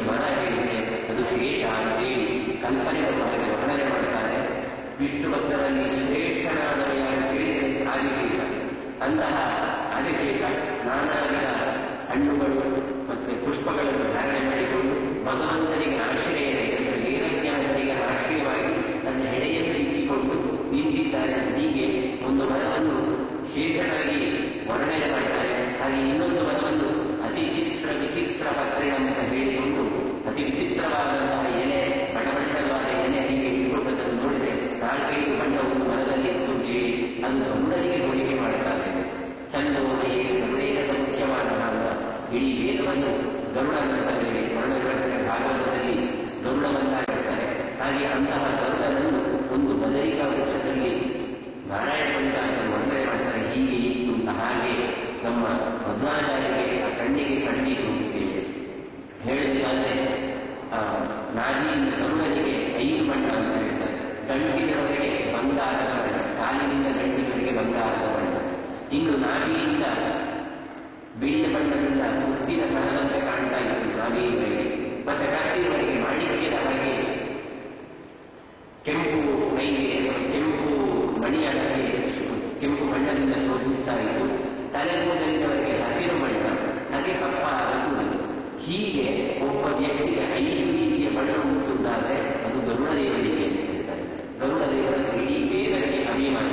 ಹಾಗೆಯೇ ಇಲ್ಲಿ ಕೂಡ ಅಂತಹ ಒಂದು ಪಂಚಪಂಚ ಬಣ್ಣದಿಂದ ಆಡ್ತಾ ಇದ್ದಂತೆ ವೇದದ ಪುಸ್ತಕಗಳಲ್ಲಿ. ಅದನ್ನೆಲ್ಲ ನೋಡಿ ವೇದಾಧ್ಯಯನ ಮಾಡ್ತಾ ಇದ್ರು, ಇಲ್ಲಿ ಪಂಡಿತರಿದ್ರು, ಹೀಗೆಲ್ಲ ಚಿಂತನೆ ಮಾಡಿದ್ದಾರೆ. ವೇದಕ್ಕೆ ಅಭಿಮಾನಿ ಗರುಡ ದೇವರು ಅಂತಹ ಬದರಿಕಾ ವೃಕ್ಷ ಅಂತ ಹೇಳಿ ಹೀಗೆ ನಾನಾ ವಿಧವಾಗಿ ವರ್ಣನೆಯನ್ನು ಮಾಡ್ತಾರೆ. ಮುಂದೆ ವೇದಜ್ಞಾನಗಳನ್ನು ಅಪಿಸಪ್ತತೆಯ ನವಸಂಖ್ಯಾನ ಗುರಿನೋಚಿತಾನ ಅಭಿಮನ್ಯು ಮದಾದಿಕರ್ಜಿತಾನ ನವಭೋಗಾನ ಪವನಾಶನಾನ ಸದಾ ಅಂತ ಹೇಳಿ ವೇದಜ್ಞಾನಗಳನ್ನು ವರ್ಣನೆ ಮಾಡ್ತಾರೆ. ಅಂದರೆ ಇಲ್ಲಿ ವಿರೋಧಾಭಾಸ ಅಂಗಾರಿದೆ. ಅತಿ ಸಪ್ತತೆಯಾಗಿದ್ದಾರೆ 7ರಿಂದ ಶೋಧಿಸ್ತಾ ಇದ್ದಾರೆ. ತಥಸಂಖ್ಯಾ ಸಂಖ್ಯೆ ಇಲ್ಲ ಅಲ್ಲ, 7 ಎಂಬುದು ಒಂದು ಸಂಖ್ಯೆ. ಮತ್ತೆ ಸಂಖ್ಯೆ ಇಲ್ಲ ಹೇಳಿದ್ರೆ ಅದಕ್ಕೆ ಹೇಳ್ತಾರೆ ಅತಿ ಸಪ್ತತೆಯ ಅಂದರೆ ಇಲ್ಲಿ ಅವರದ್ದು ಜಟೆಯಿಂದ ಶೋಧಿಸ್ತಾ ಇತ್ತು, ಕೂದಲಿನ ರಾಶಿ ಇತ್ತು, ಜುಟ್ಟು ಇತ್ತು. ಹೀಗೆ ಗತಸಂಖ್ಯಾ ಅಂತ ಹೇಳಿದ್ರೆ ಅವರೊಂದಿಗೆ ಲೆಕ್ಕ ಮಾಡಲಿಕ್ಕೆ ಸಾಧ್ಯ ಇಲ್ಲ. ಅಂತಹ ಗುಣದಿಂದ ಕೂಡಿದವರು ಸಂಖ್ಯೆ ಇಲ್ಲದ ಋಷಿಗಳು ಇದ್ದರು ಹೇಳಿ ಹೀಗೆ ಆ ವಿರೋಧಾಭಾಸವನ್ನು ವರ್ಣನೆ ಮಾಡ್ತಾರೆ. ಗುಣೋಚಿತ ಮುಂದೆ ಗುಣ ಅಂದರೆ ಇಲ್ಲಿ ಹೇಳಿದ್ದೇವೆ ಗುಣೋಚಿತ ಅಂದರೆ ಗುಣರಹಿತ ಅಂದರೆ ಎರಡೂ ಕೂಡ ಏನು ಹೇಳಿದ್ರೆ ಗುಣೋಚಿತ ಅಂದರೆ ಯಜ್ಞೋಪವೀತ ಹಗ್ಗ ಅಂತಾರೆ ಇಲ್ಲ. ಮತ್ತೆ ಗುಣಿನ ಅಂದರೆ ಹಗ್ಗ ಉಂಟು, ಅದಕ್ಕೆ ಏನು ಸೂತ್ರ ಹೇಳಿದ್ರೆ ಬ್ರಹ್ಮಸೂತ್ರಾದಿ ಅಥವಾ ಗುಣ ಅಂದರೆ ದಾರಕ ಅಂದರೆ ಬ್ರಹ್ಮಚಾರಿ ಗೃಹಸ್ಥವಾದ ಇವರಿಗೆಲ್ಲ ಯಜ್ಞೋಪವೀತ. ಇನ್ನು ಇವರೆಲ್ಲ ಸನ್ಯಾಸಿಗಳಾದ್ದರಿಂದ ಅವರಿಗೆ ಯಜ್ಞೋಪವೀತ. ಹೀಗೆ ವಿರೋಧಾಭಾಸವನ್ನು ಇಲ್ಲಿ ಹೇಳ್ತಾ ಇದ್ದಾರೆ. ಮತ್ತೆ ಮಧ್ವಾಚಾರ್ಯರು ಹೀಗೆ ಕಾಣ್ತಾರೆ. ಸರ್ವದ ಗಾಳಿಯನ್ನೇ ಸ್ವೀಕಾರ ಮಾಡುವಂತಹ ಅಂತಹ ಋಷಿಕುಮಾರಗಳು ಅಂತಹ ವೇದಜ್ಞಾನಗಳನ್ನು ಕಾಣ್ತಾರೆ. ಅಂತಹ ಎಲ್ಲ ಋಷಿಗಳ ಮಧ್ಯದಲ್ಲಿ ಕಂಡಂತಹ ಈ ವೇದಜ್ಞಾನವನ್ನು ಪ್ರಾರ್ಥನೆ ಮಾಡ್ತಾರೆ. ಆ ವೇದಜ್ಞಾನವನ್ನು ಹೇಳಬೇಕಾದ್ರೆ ಅವರದು ಏನೊಂದು ಚರಿತ್ರೆ ಅದನ್ನು ಹೇಳ್ತಾರೆ. ಅದನೀಯ ಜ್ಞಾನಮೋಹ ಅಂತ ಹೇಳಿಕೊಂಡು ಅಂದರೆ ಬ್ರಹ್ಮದೇವರು ಪ್ರಾರ್ಥನೆ ಮಾಡಿದಾಗ ಪರಾಶರ ಮತ್ತು ಸತ್ಯವತಿಯಲ್ಲಿ ದ್ವೀಪದಲ್ಲಿ ತಾವು ಜನ್ಮವನ್ನು ಕಾಣ್ತಾರೆ. ಹಾಗಾಗಿ ಕೃಷ್ಣ ದ್ವೈಪಾಯನ ಅಂತ ಅವರಿಗೆ ಹೆಸರು ಬರುತ್ತದೆ. ಮುಂದೆ ವೇದಜ್ಞಾನ ದೇವರೇ ಗೌತಮನ ಒಂದು ಶಾಪದಿಂದಾಗಿ ಜ್ಞಾನ ಎನ್ನುವುದು ಅಜ್ಞಾನ ಆದಾಗ ಇನ್ನು ಪುರಾಣಗಳಲ್ಲಿ ಗೌತಮನ ಶಾಪ ಜ್ಞಾನೇಂದ್ರ ಜ್ಞಾನರಾಗದೆ ಇಲ್ಲ ಅಂದರೆ ಹಿಂದೆ ಒಂದು ದ್ವಾಪರ ಇತ್ಯಾದಿಗಳನ್ನು ವೇದವ್ಯಾಸರು ಬರೀತಾರೆ. ಯಾಕೆ ಬರೀಬೇಕಾಯಿತು? ವೇದ ಇತ್ತಲ್ಲ, ಸಾಮಾನ್ಯ ಇತ್ಯಾದಿ ವೇದಗಳೆಲ್ಲ ಇತ್ತು, ಅದರ ನಿಧಾನ ಯಾಗ ಮಾಡಿದರು. ವೇದವ್ಯಾಸ ಅಂತ ಹೆಸರು ನಿಜವಾಗಿ ಹೆಸರು ಏನು ಹೇಳಿದ್ರೆ ಕೃಷ್ಣ ಅಂತ ಹೆಸರು. ಕೃಷ್ಣ ಅಂತ ಹೇಳಿದರೆ ನಮಗೆ ಸಂಶಯ ಬಂದಿರುತ್ತದೆ. ವೇದ ಅಂದರೆ ಕೃಷ್ಣ ದ್ವೈಪಾಯ ವೇದವ್ಯಾಸರ ಅಲ್ಲ, ವಾಸುದೇವನ ಮಗನಾದಂತಹ ವಾಸುದೇವನು. ಅದಕ್ಕೋಸ್ಕರ ಏನು ಕೃಷ್ಣ ದ್ವೈಪಾಯ ದ್ವೀಪದಲ್ಲಿ ಹುಟ್ಟಿದ ಕೃಷ್ಣ ಅಂತ ಹೇಳಿ ವಿಭಾಗ. ಮತ್ತೆ ನಮಗೆ ಸಂಶಯ ಬಂದಕ್ಕೆ ವೇದವ್ಯಾಸ ಒಂದು ಹೆಸರು ಅದನ್ನು ಯಾಕೆ ವೇದವನ್ನು ವಿಭಾಗ ಮಾಡಿದ್ರು ಹೇಳಿದ್ರೆ ಹಿಂದೆ ಗೌತಮರ ಆಶ್ರಮ ಇತ್ತು. ಆಶ್ರಮ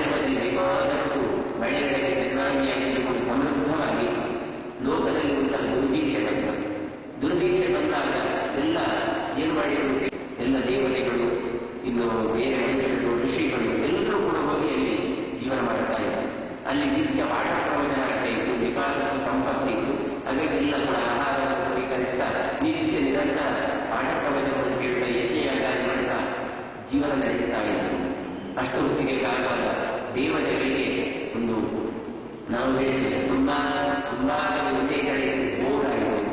ಹಾಗೆ ಅವರಿಗೆ ಈಗ ಹೇಳಿದ್ರೆ ಪರಿವರ್ತನೆ ಬೇಕು. ಅದಕ್ಕೋಸ್ಕರ ಅವರು ಗೌತಮರ ಹತ್ರ ಕೇಳ್ತಾರೆ, ನಾವು ಈ ಆಶ್ರಮವನ್ನು ಬಿಟ್ಟು ಹೋಗ್ತೇವೆ ಅಂತ ಹೇಳಿದ್ರೆ ಗೌತಮ ನಿಮಗೆ ಏನು ಕಡಿಮೆ ಇದೆ, ಯಾಕೆ ಬಿಟ್ಟು ಹೋಗ್ತೀರಿ, ನೀವು ಯಾರು ಹೋಗ್ಬೇಡಿ, ಇಲ್ಲೇ ನಿಂತುಕೊಳ್ಳಿ ಅಂತ ಹೇಳ್ತಾರೆ. ಆಗ ಏನು ಕಡಿಮೆಯಾಗಿ ಬೇಡಿ ಬಿಟ್ಟು ನಮ್ಮನ್ನು ಹೊರಗೆ ಹೋಗಿ ಬಿಡುವುದಿಲ್ಲ ಅಂತ ತಿಳ್ಕೊಂಡು ಒಂದು ನಾಟಕ ಮಾಡ್ತಾರೆ. ಒಂದು ದಿನ ಗದ್ದೆಯಲ್ಲಿ ಒಂದು ದನವನ್ನು ಹುಲ್ಲನ್ನು ಬೇಕಾಗಿದೆ.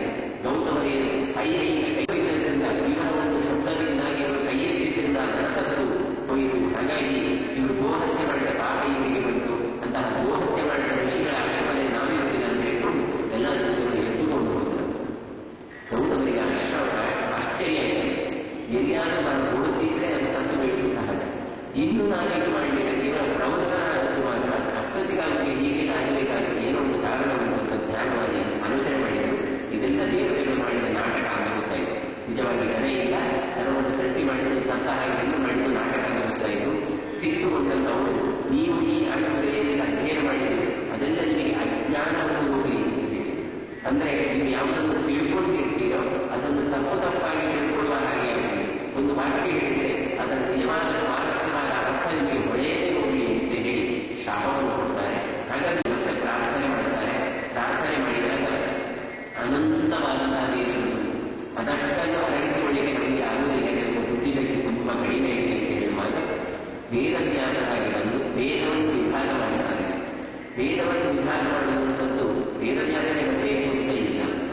ಮತ್ತೆ ಏನು ಹೇಳಿದರೆ ಅನಂತವಾದ ವೇದವನ್ನು ವಿಭಾಗ ಮಾಡಲಿಕ್ಕೆ ಕೆಲವು ಸಂದರ್ಭದಲ್ಲಿ ಮಾತ್ರ ವೇದಜ್ಞಾನ ಬರುತ್ತಾರೆ, ಮತ್ತೆ ಎಲ್ಲ ಸಂದರ್ಭದಲ್ಲಿ ಬರುವುದಿಲ್ಲ.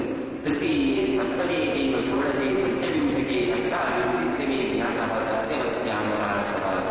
ವ್ಯಾಸಾಚಾರ್ಯರು ಹೊರತುಬಿಟ್ಟ ಪೂರ್ವೇಶು ಸ್ವಪರೇಶ ವೇದಾಂತಜ್ಞಾನದ ಸ್ವಯಮೇವ ಜಗತ್ಪತಿ.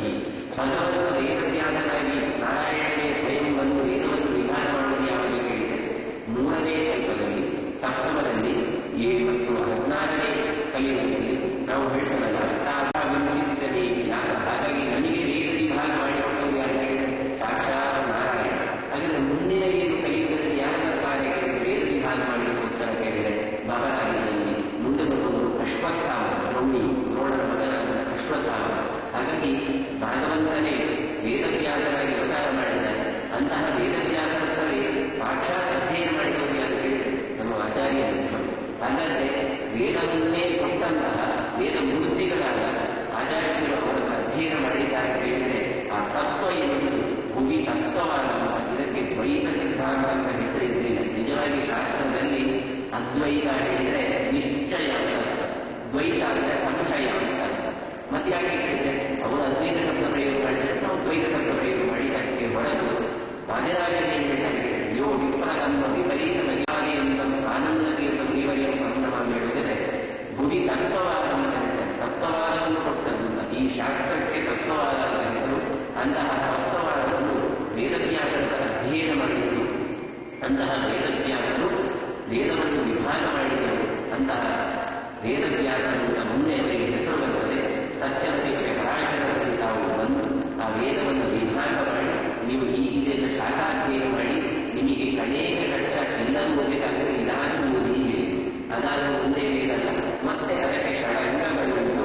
ಶಿಕ್ಷಾ ವ್ಯಾಕರಣ ಕಲ್ಪ ನಿರುಕ್ತ ಗೌರಿ ಕುಂದಲಾದ ಕಲ್ಪಟ್ಟೀಗ ಷಡಂಗಾದಿ ವೇದಕ್ಕಾಗುವಂತೆ ಅದಕ್ಕೆ 6 ಅಂಗಗಳುಂಟು.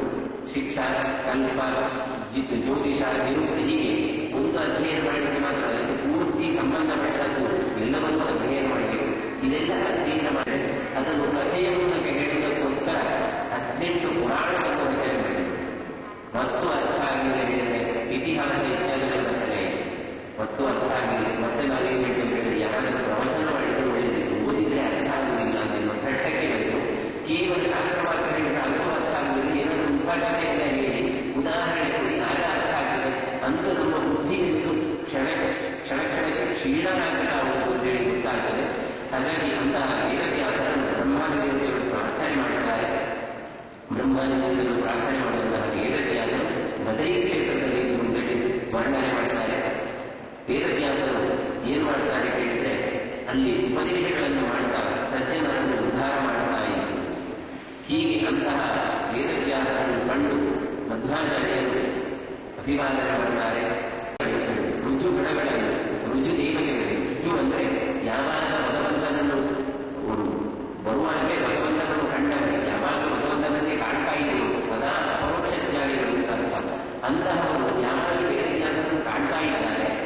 ನಾವು ಕೂಡ ಒಂದು ಚರಿತ್ರೆಯಲ್ಲಿ ನೋಡಿದ್ದೇವೆ. ಹನುಮ ಭೀಮ ಮಧ್ವರಾಗಿ, ರಾಮ ಕೃಷ್ಣ ವೇದಜ್ಞಾನರಾಗಿ ಇಲ್ಲಿ ದೇವರಿಗೆ ನೈವೇದ್ಯವನ್ನು ಮಾಡ್ತಾ ಇದ್ದರು. ಅದನ್ನು ನೋಡಿ ವಿಕ್ರಮ ಪಂಡಿತಾಚಾರ್ಯರು ಮೈಸೂರಿಗೆ ಗ್ರಂಥ ರಚನೆ ಮಾಡಿದ್ರು ಅಂತ. ಹಾಗಾಗಿ ಯಾವಾಗ ವೇದವ್ಯಾಸವನ್ನು ಕಂಡವರೇ ಅವರು. ಆದರೆ ಮನಸ್ಸಿನ ಒಳಗಿನ ಕಂಡವರು ಈಗ ಮೂರ್ತಿಗಿಂತ ಹೊರಗಿರುವಂತಹ ಒಂದು ಚಿತ್ರಣವನ್ನು ಕೊಂಡು ತುಂಬಾ ಹರ್ಷಿತರಾಗಿದ್ದಾರೆ. ವೇದವ್ಯಾಸನನ್ನು ಬರದಲ್ಲಿ ತಾವು ಹೇಳ್ತಾರೆ, ಜ್ಞಾನ ಕೊಡಬೇಕು. ವೇದವ್ಯಾಸರು ಏನು ಮಾಡ್ತಾರೆ ಕೇಳಿದಲ್ಲಿ, ಅವರನ್ನು ಕರೆದುಕೊಂಡು ಹೋಗಿ ಪ್ರಣಮಾಮಿ ಪದದ್ವಯಂ ಅವರ ಅಲ್ಲಿ ವರ್ಣನೆ ಮಾಡ್ತಾರೆ. ಧ್ವಜ ವಜ್ರ ಅಂಕುಶ ಕಮಲ ಇತ್ಯಾದಿ ರೇಖೆಗಳಿಂದ ಕೂಡಿಕೊಂಡಿದ್ದು ಅಂತಹ ವೇದವ್ಯಾಸರ ಪಾದಗಳನ್ನು ನಮಸ್ಕರಿಸುತ್ತೇನೆ. ವ್ಯಾಸ ದೇವರ ಪಾದಗಳನ್ನು ಹೊಂದಿದವರಿಗೆ ಏನೊಂದು ವಿಷಯ ಸುಖಗಳು ಅದು ಯಾವುದು ಕೂಡ ಬಾಧಕ ಆಗುವುದಿಲ್ಲ. ಪ್ರಣಮಾಮಿ ಪದದ್ವಯೋ ಧ್ವಜವಜ್ರಾಂಕುಶ ಪದ ಪದ್ಮಚಿಹ್ನವದ ನಿಜಮಾನದ ರಾಗಪೀಡನ ಕರುಣೀಭೂತ ವಿಮಾನವನ್ನು ಸ್ವಯಂ ಅಂತ ಹೇಳಿ ಉತ್ಪ್ರೇಕ್ಷವಾಗಿ ಅಲ್ಲಿ ಏನಿದ್ದು ಕೇಳಿದರೆ ಲಕ್ಷ್ಮೀಕಾಂತ ಯಾವಾಗಲೂ ಅಂತಹ ಲಕ್ಷ್ಮೀ ಸಹಿತವಾದಂತಹ ಪಾದವನ್ನು ತಾವು ಅಭಿನಂದನೆ ಮಾಡ್ತಾರೆ. ಹಾಗಾಗಿ ವಿಷ್ಣುವದಾದ ವೇದವ್ಯಾಸ ಮುಖ್ಯ ಆಶಯ ಮೋಕ್ಷ ಅಂತಹ ಮೋಕ್ಷವನ್ನು ಪಡೆಯುವುದಾಗಿ ನಾವು ಅವರ ಅಧ್ಯಯನ ಮಾಡ್ತಾರೆ. ವೇದವ್ಯಾಸರು ಕೂಡ ಬ್ರಹ್ಮಸೂತ್ರಾದಿಗಳನ್ನು ಪಾಠ ಮಾಡ್ತಾರೆ. ಏನೇನಿಲ್ಲ ಜ್ಞಾನ ಅದನ್ನೆಲ್ಲ ಉಪದೇಶ ಬಳಿ ಎಲ್ಲ ಅಧ್ಯಯನ ಮಾಡ್ತಾರೆ.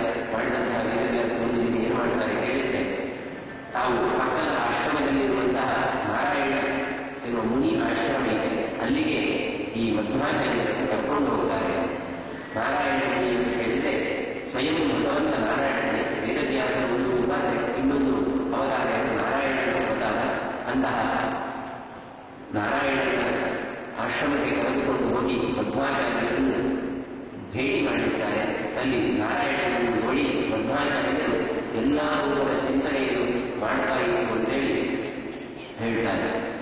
ಮತ್ತೆ ಮಧ್ವಾಚಾರ್ಯರು ವೇದ, ಭಾರತ, ಪುರಾಣ, ಪಂಚರಾತ್ರ ಇದನ್ನೆಲ್ಲವನ್ನು ಕೂಡ ವೇದವ್ಯಾಸರ ಒಂದು ಅನುಗ್ರಹದಿಂದ ಅಧ್ಯಯನ ಮಾಡಿದರು. ಇತಿಹಾಸ ಸೂತ್ರ, ಪುರಾಣ ಸೂತ್ರ, ಸೃಷ್ಟಿಯ ಪಂಚರಾತ್ರ ನಿಜಭಾವನೆಯುವಂತೆ ಅಥವಾ ಇಂತಹ ಪತ್ರಕಾರರನ್ನು ನೋಡಿದರೆ ಮಧ್ವಾಚಾರ್ಯರಿಗೆ ಇತಿಹಾಸ ಪುರಾಣಕ್ಕೆ ಕೊಟ್ಟ ಸ್ಥಾನ, ಬ್ರಹ್ಮಸೂತ್ರಾದಿಗಳಿಗೆ ಕೊಟ್ಟ ಸ್ಥಾನ ಇದರ ಯಾವ ಆಚಾರ್ಯರು ಕೊಡಲಿಲ್ಲ. ಪಂಚರಾತ್ರಾದಿ ಆಗಮಗಳಿಗೂ ಕೂಡ ಇದು ಕೆಲವು ಭಾಗ ಸರಿ, ಕೆಲವು ಭಾಗ ಹೀಗೆ ಬೇರೆ ಬೇರೆ ವ್ಯಾಖ್ಯಾನ ಮಾಡಿದರು. ಪುರಾಣದಲ್ಲಿ ಅಷ್ಟೇ, ವೇದದಲ್ಲಿ ಅಷ್ಟೇ, ನಮಗೆ ಏನು ಬೇಕು ಅದು ಮಾತ್ರ ಸರಿ, ಬಾಕಿದ್ದೆಲ್ಲ ತಪ್ಪು ಅಂತ ಹೇಳಿ ವ್ಯಾಖ್ಯಾನ ಮಾಡ್ತಾರೆ. ಆದರೆ ಇಲ್ಲಿ ಮಧ್ವಾಚಾರ್ಯರಾಗಿ ಅದನ್ನೆಲ್ಲ ವೇದವ್ಯಾಸರನ್ನೇ ಅಧ್ಯಯನ ಮಾಡಿದ್ದಾರೆ. ಅದರ ಒಳ ಅರ್ಥ ಏನು ಅಂತ ತಿಳ್ಕೊಂಡ್ರು. ಹಾಗಾಗಿ ಮುಂದೆ ತಾತ್ಪರ್ಯ ನಿರ್ಣಯ ಗ್ರಂಥಗಳನ್ನು ಬರೆಯಲಿಕ್ಕೆ ಯಾಕೆ ತಾತ್ಪರ್ಯ ಏನು ಹೇಳಿದರೆ ಸಾಕ್ಷಾತ್ ವೇದವ್ಯಾಸರಲ್ಲಿ ಗದರಿ ಕ್ಷೇತ್ರದಲ್ಲಿ ಅಧ್ಯಯನ ಮಾಡಿಕೊಂಡವರು ಅಂತವರು ವೇದವ್ಯಾಸರು ಏನು ಮಾಡ್ತಾರೆ ಕೇಳಿದರೆ ಅಂತಹ ನಾರಾಯಣನಿಯ ದರ್ಶನವನ್ನು ಮಾಡಿರ್ತಾರೆ. ಆ ನಾರಾಯಣನಿಯನ್ನು ನೋಡಿ ಇವರು ಎಲ್ಲ ರೂಪದ ಚಿಂತನೆಯನ್ನು ಕೂಡ ನಾರಾಯಣ ಎಲ್ಲ ವರ್ಣನೆಗಳನ್ನು ಕೂಡ ನೋಡ್ತಾರೆ. ಇಲ್ಲಿ ಏನು ಹೇಳಿದರೆ ಪರಮಾತ್ಮನೇ ಸತತಮೇಕ ರೂಪಿಣಿ, ದಶರೂಪಿಣಿ, ಶತಸಹಸ್ರ ರೂಪಿಣಿ, ಅವಿಕಾರಿಣಿ, ಅನಂತ ರೂಪಿಣಿ, ಸ್ವಚಿತ್ತ ಸಮರ್ಥನವೇ ನಮೋ ನಮಃ ಅಂತೇಳಿ ಎಲ್ಲ ದಶ ರೂಪಗಳ ಚಿಂತನೆ, ಕಪಿಲ, ದತ್ತ, ಇನ್ನು ಎಲ್ಲ ರೂಪಗಳ ಚಿಂತನೆಯನ್ನು ಕೂಡ ನೋಡಿಕೊಂಡು ಸತತಂ ಏಕರೂಪಿ ಯಾವಾಗಲೂ ಒಂದೇ ರೂಪಿರುವಂತಹ ಭಗವಂತ ನಾನಾನ ರೂಪವನ್ನು ಸಮಸ್ಯ, ಕೂರ್ಮ, ವರಾಹ, ನರಸಿಂಹ, ವಾಮನ, ಕೃಷ್ಣ, ಬುದ್ಧ, ಕಲ್ಕಿ ಹೀಗೆ ಬೇರೆ ಬೇರೆ ಅವತಾರಗಳನ್ನು ಮಾಡಿದ್ದಾರೆ. ಅಂತಹ ಮಾಡಿದಂತಹ ಭಗವಂತನಿಗೆ ನಮಸ್ಕಾರ ಮಾಡ್ತಾರೆ. ಇಲ್ಲಿ ಏನು ಕೇಳಿದರೆ ಒಂದೊಂದು ರೂಪದ ಬಗ್ಗೆ ಒಂದೊಂದು ಶ್ಲೋಕದಲ್ಲಿ ಎರಡೆರಡು ಮೂರು ಅರ್ಥದ ಒಳಗೆ ಶ್ಲೋಕವನ್ನು ಬರೀತಾರೆ ನಾರಾಯಣ ಪಂಡಿತಾಚಾರ್ಯ.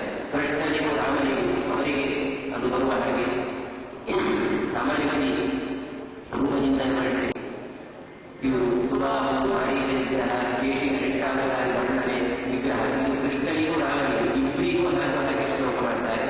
ಮುನಿ ಸಪ್ತ ತಂದು ಕೃತವೀರ ಬಂಧನ ಅಂದರೆ ತಾಟಕೆಯಲ್ಲಿ ಸಂಹಾರವನ್ನು ವಿಶ್ವಾಮಿತ್ರರು ಏನು ಮಾಡ್ತಾರೆ, ಯಜ್ಞಯಾಗಾದಿಗಳನ್ನು ಮಾಡುವುದು, ಹೊರಟಾಚಾರಗಳನ್ನೆಂತಹ ಸುಭಾವ ಯಜ್ಞಗಳನ್ನು ಮಾಡುವುದು ನಾಶ ಮಾಡಿದರು. ಹಾಗೆ ಕೃಷ್ಣನಿಗಾಗುವ ಕೂದಲೆಯ ಸಂಹಾರ ಮಾಡಿದರು. ಹೀಗೆ ಒಂದು ಶ್ಲೋಕ ಎರಡೆರಡು ಅರ್ಥ ಬರುವ ಹಾಗೆ ಮಾಡ್ತಾರೆ.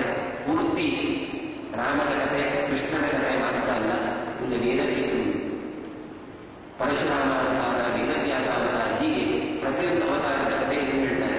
ನರಸಿಂಹ ಅವತಾರ, ಗಜೇಂದ್ರ ಉತ್ತರಿಸಿದ ಅವತಾರ, ನರಸಿಂಹ ಏಕ ನಿಜದಾನಕಾರಣ ಪ್ರತಿಬೋಧೇನ ಶ್ರೇಷ್ಠವೇದ ವೈಕುಂಠಣೇನ ಕರಕಸ್ವಸ್ಥಂ ಋತುಸಕ್ತಂ ಜನಗೀತಿ ಭಂಜನ ಏನು ಮಾಡ್ತಾರೆ ಅಂದರೆ ಮಧ್ವಾಚಾರ್ಯರು ಪ್ರಕೃತಿಗೆ ಹಾಗೆಯೇ ಇಲ್ಲಿ ಭಕ್ತ ಪ್ರಹ್ಲಾದನ ತಂದೆಯಾಗಿ ಒಂದು ಶಸ್ತ್ರವನ್ನು ನಾಶ ಮಾಡಿದಂತಹ ಹಿರಣ್ಯಕಶಿಪುವನ್ನು ಸೀಳಿದಂತಹ ನರಸಿಂಹದೇವರ ಸ್ತೋತ್ರ ಮಾಡ್ತಾರೆ. ತಾಪಕ ಮಗುವಿನ ಕಥೆ ಹೇಳ್ತಾರೆ. ಗಜೇಂದ್ರನ ಮೋಕ್ಷ ಕೊಡುವಂಥದ್ದು ಯಾರು ಹೇಳಿದರೆ ತಾಪಕ ಮನ್ವಂತರಲ್ಲಿರುವಂತಹ ಕಥೆ, ಅಂತಹ ಭಗವಂತನ ಅವತಾರ, ಹೀಗೆ ಪ್ರತಿಯೊಂದು ಅವತಾರದ ಕಥೆಯನ್ನು ಹೇಳ್ತಾರೆ.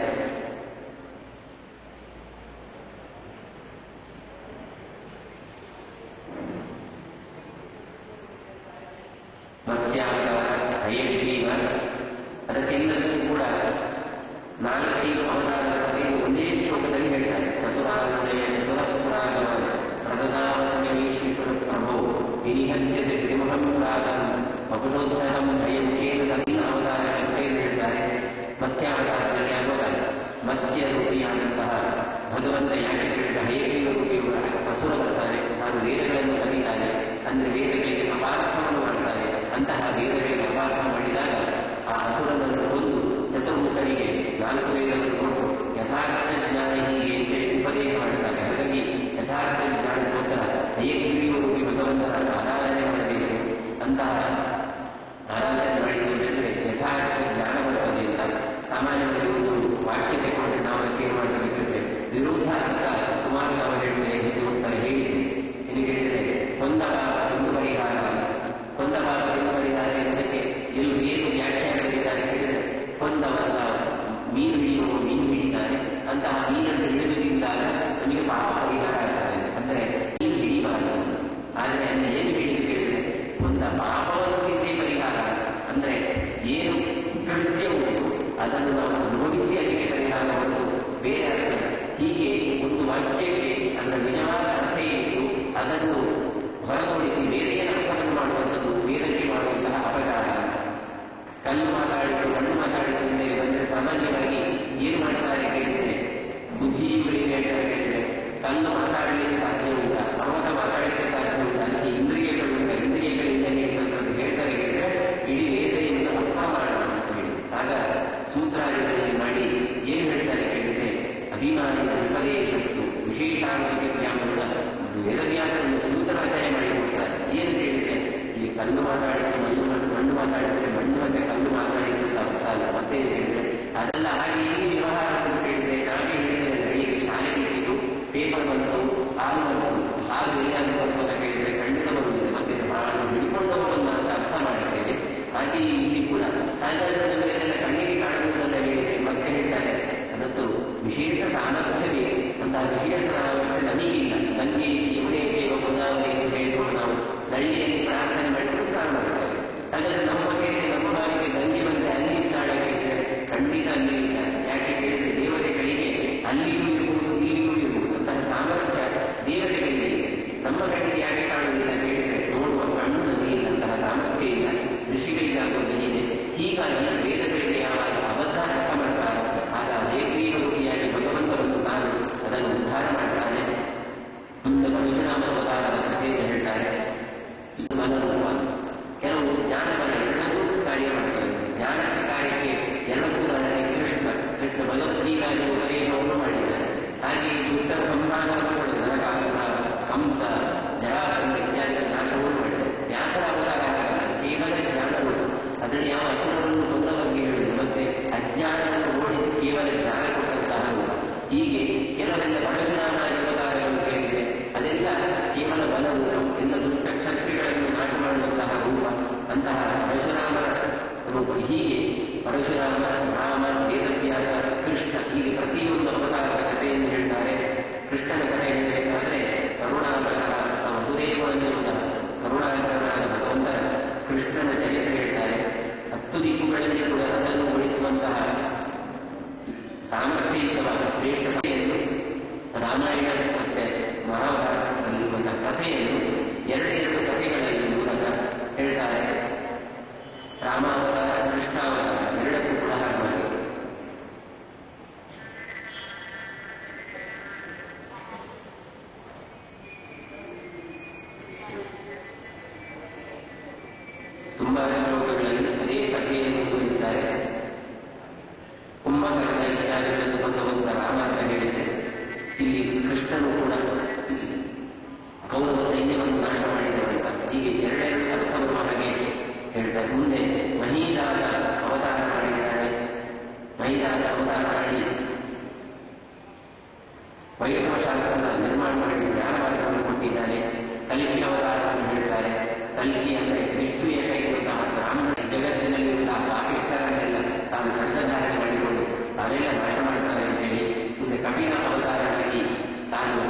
ಅಂಚೆ ಶಾಸ್ತ್ರವನ್ನು ಉಪದೇಶ ಮಾಡಬಹುದು ಅಂತ ಹೇಳಿ, ಕ ಅಂದರೆ ಸೃಷ್ಟಿ, ಪ ಅಂದರೆ ಈ ಅಂದರೆ ಪಾಲನೆ ಮಾಡುವಂಥದ್ದು, ಲ ಅಂದರೆ ಲಯ ಮಾಡುವಂಥದ್ದು.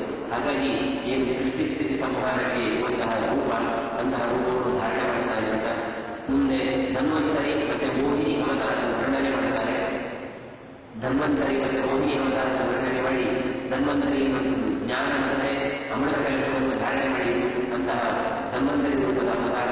ಹಾಗೆಯೇ ಧನ್ವಂತರಿಯಾಗಿ ಬಂದಂತಹ ಭಗವಂತ ತಾನು ಹಸುರಳಿಗೆ ಮೋಹನವನ್ನು ಉಂಟು ಮಾಡಿ ಅಮೃತವನ್ನು ಏನು ಹೆಚ್ಚುತ್ತಾನೆ ಅಂತಹ ಮೋಹಿನಿಯ ಚರಿತ್ರೆಯನ್ನು ಕೂಡ ವರ್ಣನೆ ಮಾಡ್ತಾರೆ.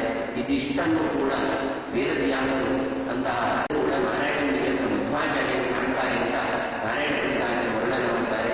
ದತ್ತಾತ್ರೇಯ ಅವತಾರ ಹೇಳಬೇಕಾದ್ರೆ ಸುಜನಾಡಿ ರಕ್ತಮದ ಆತ್ಮಸುದ್ಧಿದ ಸುಕುಮಾರರೂಪಿ ಮಧುರೇಶ ಶಾಶ್ವತಃ ಅನಸೂಯೆಯ ಪ್ರತಿಮನೀಷೆಯಾಗ್ರಹ ಪರಮಾದರೇಣ ಮುನಿಪುಂಗಮೋಹಯ ಅಂತ ಹೇಳಿ ಅತ್ರಿ ಮಹರ್ಷಿಗಳ ಪತ್ನಿಯಾದಂತಹ ಅನಸೂಯೆಯ ಗರ್ಭದಲ್ಲಿ ದತ್ತಾತ್ರೇಯರು ತಾನೇ ಅತ್ರಿಗಳಿಗೆ ಕೊಡಲ್ಪಟ್ಟವರಾಗಿ ಹುಟ್ಟುಬಾರಲಿಲ್ಲ.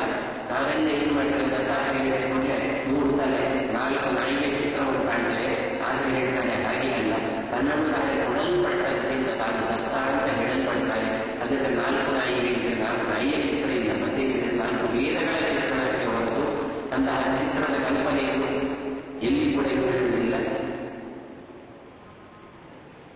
ಋಷಭಾವತಾರ ಹೇಳ್ತಾರೆ. ಋಷಭಾವತಾರದಲ್ಲಿ ಜ್ಞಾನವನ್ನು ಕೊಟ್ಟಂತಹ ರೂಪ ಅಂದರೆ ದುಷ್ಟರಿಗಾಗುವಾಗ ಬೇರೆ ಬೇರೆ ಅವತಾರವನ್ನು ಹಾಗೆ ಭಾಗವತದಲ್ಲಿ ಇರುತ್ತದೆ. ಇಲ್ಲಿ ಕುಟಜಾತಿಯಲ್ಲಿ ಋಷಭಾವತಾರದ ಒಂದು ಅವತಾರ ಸಮಾಪ್ತಿಯಾಯಿತು ಅಂತ.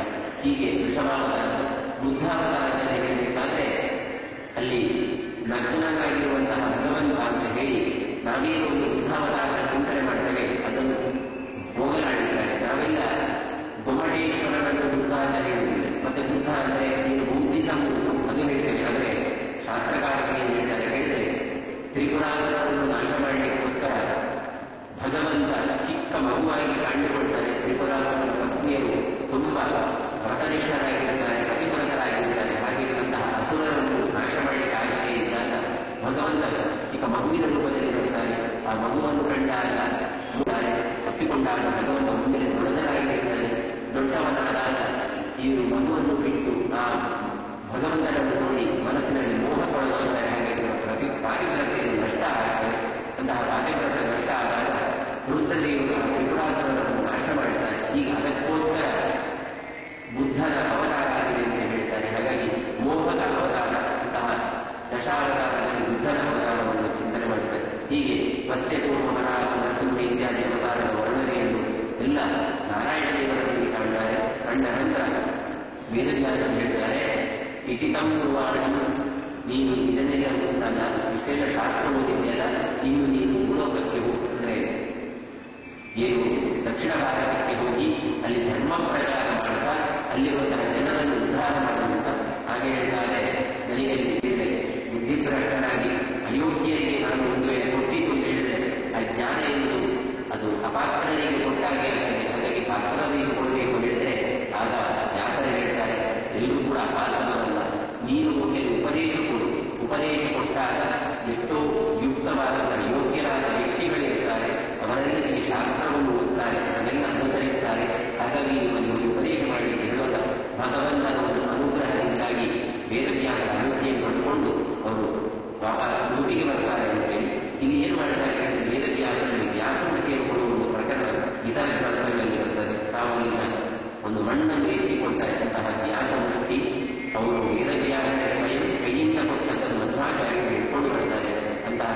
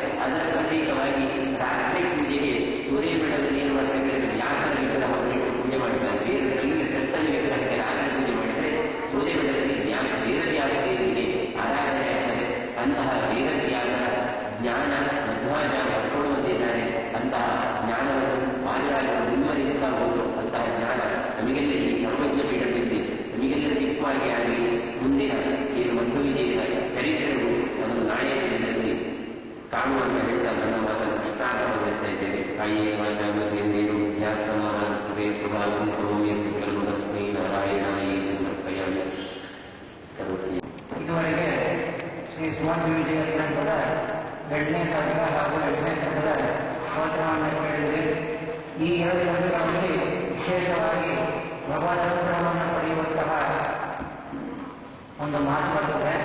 ವೇದವ್ಯಾಸ ದೇವರ ಅನುಗ್ರಹದಿಂದ ಜ್ಞಾನವನ್ನು ಪಡ್ಕೊಳ್ಳುವಂಥದ್ದು. ಹಾಗಾಗಿ ವೇದವ್ಯಾಸ ದೇವರ ವರ್ಣನೆ ಎಂಬುದು 2ನೇ ಸರ್ಗದಲ್ಲಿ ವಿಸ್ತಾರವಾಗಿ ಬಂದಿದೆ ಮತ್ತು 2ನೇ ಸರ್ಗದಲ್ಲಿ ಭಗವಂತ 24 ರೂಪಗಳ ವರ್ಣನೆ ಬಂದಿದೆ.